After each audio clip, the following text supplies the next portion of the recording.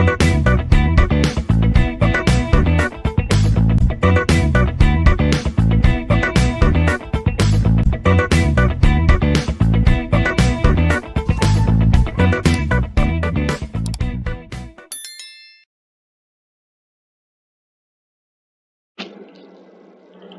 everyone, welcome back to my next video session on flip-flops. In the previous videos, we have studied regarding latches, flip-flops, how do they work, what are the basic construction of the flip-flops. We also looked into two different kinds of flip-flops. One was D flip-flop and other one was JK flip-flop, and we also studied regarding SR flip-flop. And we have studied every flip-flop in detail. One more flip-flop which we need to study from academic point of view was T flip-flop. The IEEE symbol of a T flip-flop has been shown here. So this is your IEEE diagram. So you can see my T flip-flop has got one input, that is T, and one more input, that is clock, and two output, which is Q and Q bar. You can also represent that T flip-flop in this manner. It's possible to represent it in this manner. So I'll say this is one of the input, which is T, and let me say this is your clock input, and this is Q, and this is Q bar. So this almost resembles like a D flip-flop itself, but we have got only one input here, that is T. So in the IEEE diagram, you can see there is a bubble which has been indicated here, which means this T flip-flop is negative edge triggered, and the one what I have drawn here is positive edge triggered. If you look into the truth table of this particular flip-flop, that is, if you look into these two inputs, that is 0 and 1 here. So when the input is 0, your output will be 1. That is, your output will be 1. And when the input is 1 here, the output is 0 here, which means that based on the input what you are going to give to this particular flip-flop, the output will toggle. That is, if you are giving 1 as input, the output of T flip-flop is going to be 0 based on the clock input. So let me say there is a clock input that's given here, and if you are giving 0 as input, and if you are giving the clock input, the output will become 1. That is what is T flip-flop, or you can also call it as toggle flip-flop. So D flip-flop is a flip-flop in which the output will be same as that of input. T flip-flop is a flip-flop in which the output will be complement of the input. So you need to remember these differences in case of your flip-flop. So basically what we have done here is we have studied regarding four flip-flop. One is SR flip-flop, one is D flip-flop, one is JK flip-flop, and the last one what we are going to study is T flip-flop. Coming to the timing diagram of the T flip-flop, you can see these are the clock edges, and the IEEE diagram indicates here this is a negative edge triggered. So I will go with the negative edges. So this is my first negative edge, second negative edge, third negative edge, and the fourth negative edge. And the inputs are given here. If you can check out very properly, my input is 0 here. During the negative edge of the clock. And the output is going to remain 0. And later, you are going to change your input. That is, before the occurrence of the negative edge, you are going to change your input to 1. You are going to change the input to 1. When you are going to change the input to 1, you can see here your output will also change to 1. This will also change to 1.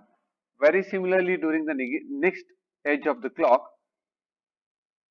you are changing your input T to 0. That is, before the occurrence of the negative edge, you are changing your T to 0, but your output is going to remain in 1 itself. That is, if it is 0, it is going to remain in 1 itself. Later, coming to the next one, you are going to change it to 1. During the next negative edge, it is going to change to 0. So from this diagram, what you can, or from this truth table, what you can check out as, if you are giving an input of 0 and if your data that is stored in the flip-flop is 0, the output is not going to change. It is going to exhibit the same state. If you are going to If the input that is stored in the flip-flop is 1, please concentrate. If the data that is stored in the flip-flop is 1, and if you are going to give 0 as input, the output is going to remain the same. And if you are going to give 1 as input and the data if that is stored in the flip-flop is 0, the output is going to remain 1. And if the input is 1 and if the data that is stored in the flip-flop is also 1, your output is going to change to 0. So this same truth table has been implemented in the timing diagram. Basically, when I speak about your T flip-flop, this T flip-flop is not used in majority of any of the applications, but you can see that in the minority of the applications we are going to use T flip-flops. But very basically from the academic curriculum, I need to know regarding these three flip-flops, that is SR, D and JK flip-flop. Even out of these three flip-flops, I can say that my JK flip-flop has got too much of importance from the application point of view. So this is regarding your T flip-flop, which I can say the importance here is around 2%. You can say the importance that can be given to this particular T flip-flop is around 2% because I'm not going to use this T flip-flop in normally in any of the applications. Only there are few applications which will be very specifically saying that T flip-flops are needed. So you need to remember the IEEE diagram, you need to remember the truth table also. If you remember the truth table, you can implement the timing diagram of this particular T flip-flop. So this T flip-flops, as I do in the previous video sessions, it can work in the positive edge as well as negative edge. That is up to you people in which edge you want that particular flip-flop to work as. Moving on further, a very important topic for me. Normally they'll be asking this particular topic in the or this particular question in the examination. Flip-flop timings. 50% of this has already been explained to you people. Still, let us go with this. So let us say we have got a positive edge. We have got a positive edge here. We have got a positive edge of the clock. So this is the positive edge of the clock. And this is your data. This is your data. So data, let me say this is with respect to the timing diagram. What I have taken here is with respect to your D flip-flop. Let us say this is with respect to your D flip-flop so that we can understand it easily, and the same can be implemented to your SR as well as JK flip-flop. D flip-flop, as I said you in the previous video sessions, it's a transparent flip-flop which is going to reflect the data in the output side as it is applied with respect to the clock input. So here this is 0, this is 1. So let us say that it was 0 here, and this is your output, this is your output, Q is your output, and your output also remain to be in the 0. It also remain to be in the 0. Now, you want to make your input 1. You are raising your input to 1. You are raising your input to 1. As I said, my flip-flops will be working with the clock edges. Let us say the flip-flop what I am taking is positive clock edge triggered. So you are applying the data. You are applying the data. After you apply the data, you are applying the clock input. You are applying the clock input. So you can check out here. You can check out here. After you apply the input, you apply the clock input. But when it comes to the output side, you can see the data what you have applied will be reflected in the output after a pretty longer time. So this is where you have applied the data. This is where you have applied the data. This is where you have applied the clock input, and somewhere here you can say the data is getting reflected at the output side. So what you can learn from this timing diagram is the data has to be applied before the application of the clock input. It is not that you apply the clock input and you apply the data input together. You cannot apply your data input at this particular point. It is not possible to apply the data input at this particular point. You need to apply the data input very prior to the application of the clock input, and the timing prior to which you apply the data input is called as setup time. So you can see something called as T setup here. This is one of the timing. So the timing during which you have to keep your data ready before the occurrence of the clock edge is called as setup time. Setup time is nothing but you have the data. It is something like you have a room here, which has a door. So what you need to do is you need to be present at the door before the door opens. Let us say that this door opens only for a fraction of the second. Let us say that this door opens only for the fraction of the second. As soon as the door opens, you need to enter inside. Now let us say that you are not present here and the door has opened and closed. If the door has opened and closed for the fraction of the second and if you are not present there, you cannot enter the room. Very similarly, the data has to be present at the input of the flip-flop before the occurrence of the clock edge, and the time duration during which your data will be present before the occurrence of the clock edge is called as setup time. So every flip-flop will be having a setup time. Setup time is the minimum time duration before which the data has to be present at the input of the flip-flop before the occurrence of the clock edge. So that is your setup time. Later, you can see here. So you have applied the data here. Clock edge has occurred here. As your data was present very prior to the clock edge, your data should be reflected at the output side. But your data will not be reflected here at the clock edge itself. It is not that the clock edge has occurred here and I have kept my data ready here. The data will not be reflected at the output side at the clock edge. It will take a little bit of time duration for the data to be reflected at the output side. That particular time duration can be called as time delay. You can call it as TP or you can call it as TD. So normal, right? So you apply the data and you cannot expect your data to be coming at the output side immediately. It needs some time duration to travel here, right? This particular time duration which is taken by the data to travel through the flip-flop and to be reflected at the output side is called as time delay. So that has been indicated here. So you can see here, the data is applied here, the clock is applied here, but the data is reflected after a particular time delay. So that is what is TP. Now, there is one more time duration which is called as T hold. There you can see there is one more time duration which is called as T hold. Now, you might be asking that, sir, is it okay that I apply the data very prior to the occurrence of the clock edge? As soon as the clock edge occurs, that is, as soon as the clock edge occurs here, can I remove my data? Can I make my data zero? No, you cannot make your data zero as soon as the clock edge occurs. You need to hold on your data for a particular amount of time. You need to hold your data for a particular amount of time, and the time duration for which you are holding the data at the input of the flip-flop for a particular duration of the time after the occurrence of the clock edge is called as hold time. So setup time is nothing but the time duration before the occurrence of the clock edge. You have the data, you need to keep your data ready. As soon as the clock edge appears, you need to push the data inside. So you need to keep your data ready at the input of the flip-flop. The time duration for which you are keeping your data ready is called as setup time. As soon as the clock edge occurs, your data is absorbed inside. Is that all over? You cannot remove the data immediately. The data should be present at the input of the flip-flop for a particular time duration even after the occurrence of the clock edge. That particular time duration is called as hold time.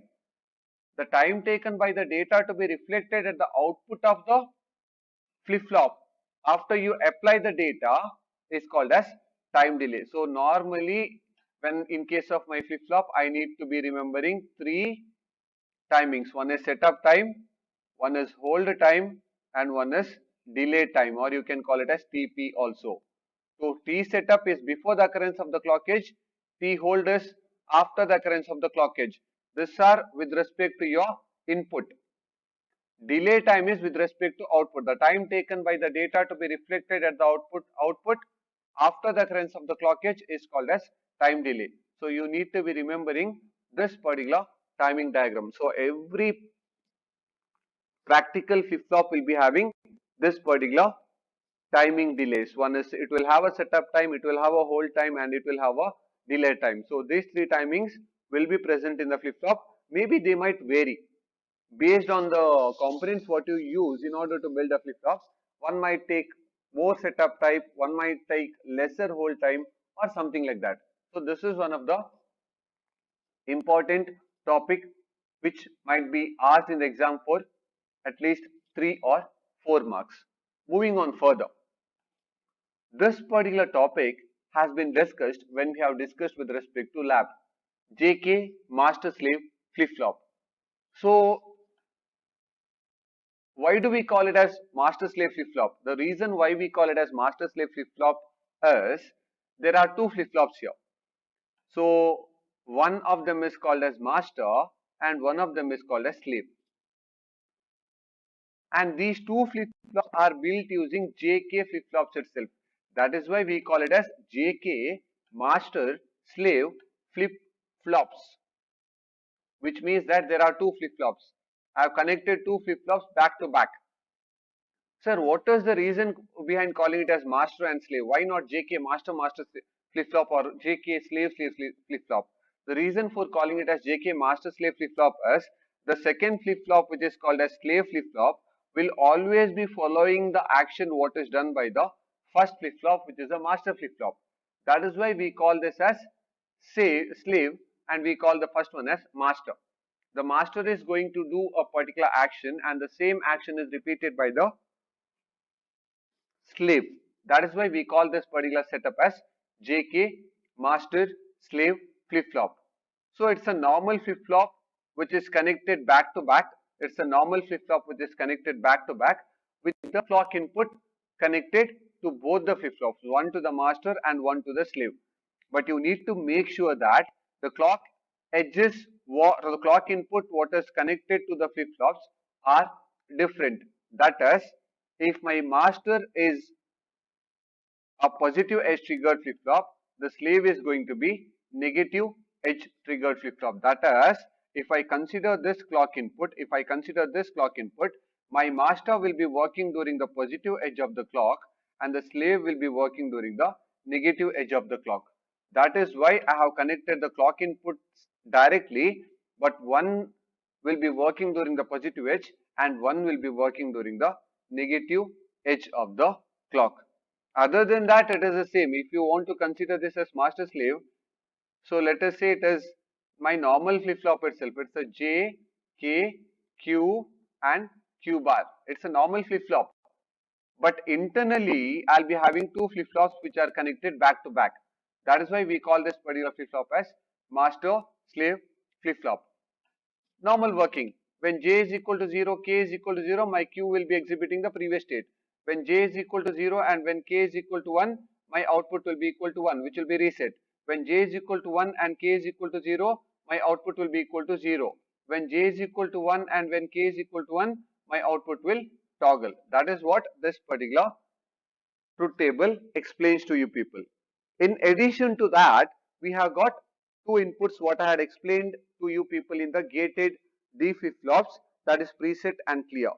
Preset is used to set the data of the flip-flop to 1 even in case of no data or no clock inputs. Clear is the additional input which is given to the flip-flop in order to clear all the data that is present in the flip-flop. So these two are additional inputs. We have studied the detail of this particular JK master slave flip-flop in the lab experiment, which was about realizing a JK master slave flip-flop using NAND gate and verify its truth table. So we had verified the same truth table with respect to the same circuit diagram.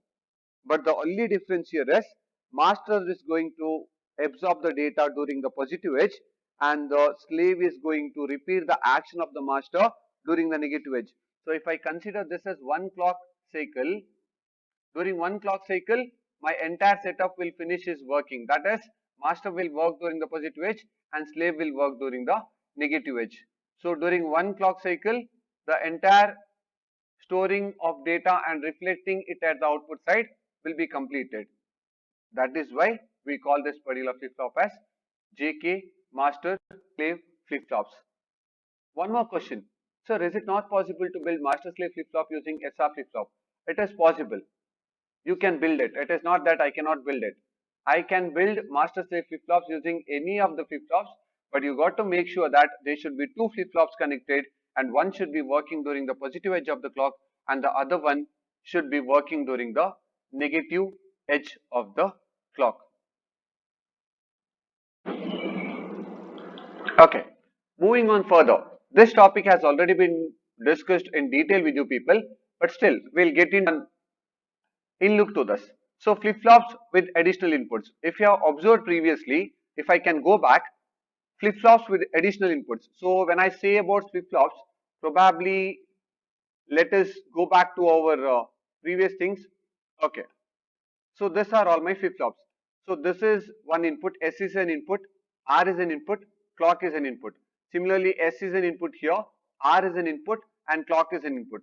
Moving on further to the D flip-flop, D is an input and clock is an input. Again coming to the JK flip-flop, J is an input, K is an input and clock is an input. Again moving on to your D flip-flop, T flip-flop, clock is an input, T is an input. So these are all inputs what we have seen in the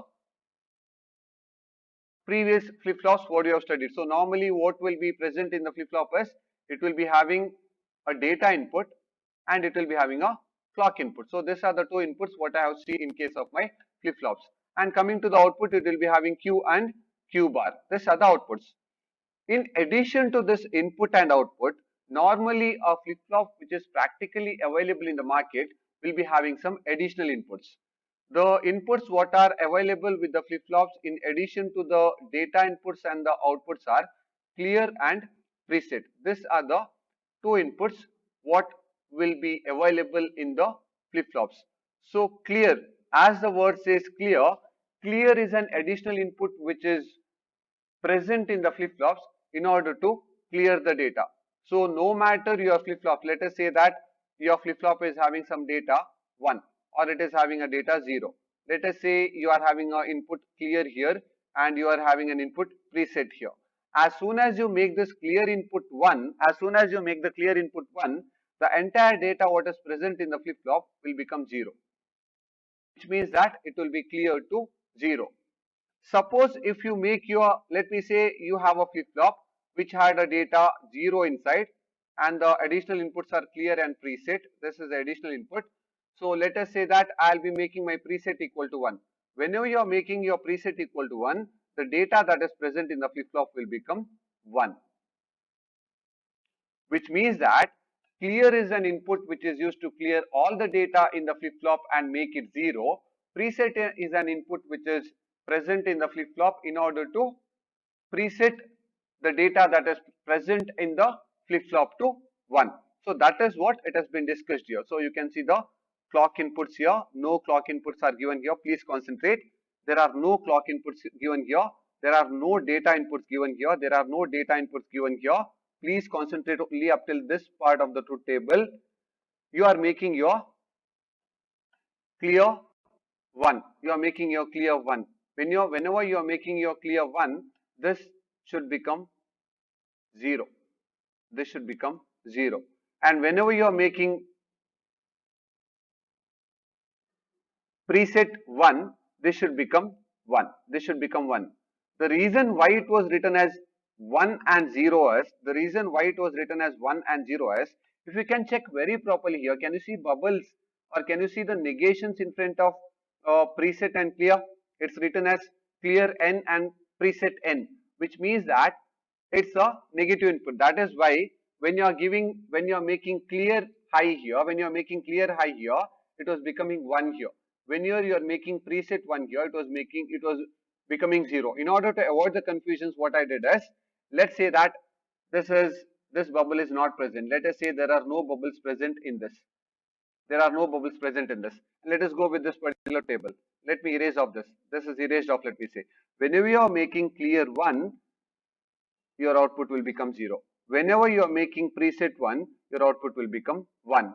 And this clear and preset are going to work without any clock input and without any data input. Please observe this.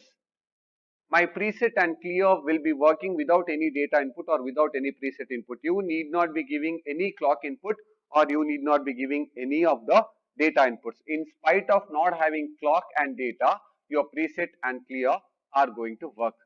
And the same has been explained in the timing diagram.